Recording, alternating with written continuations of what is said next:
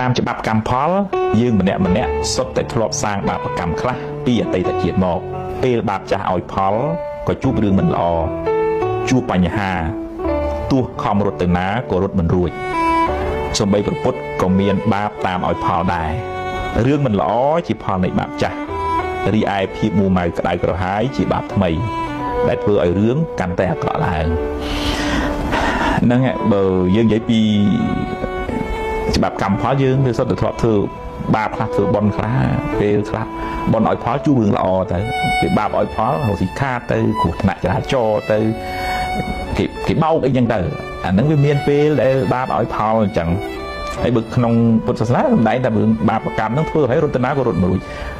ទៅកណ្ដាលសមុទ្រទៅលើអាកាសទៅក៏ចូលក្នុងរូងភ្នំក៏បាបនឹងតាមឲ្យផលតតែបានសូម្បីតែប្រពុតក៏ដោយអញ្ចឹងយើងកំណត់ដឹងអញ្ចឹងទៅថា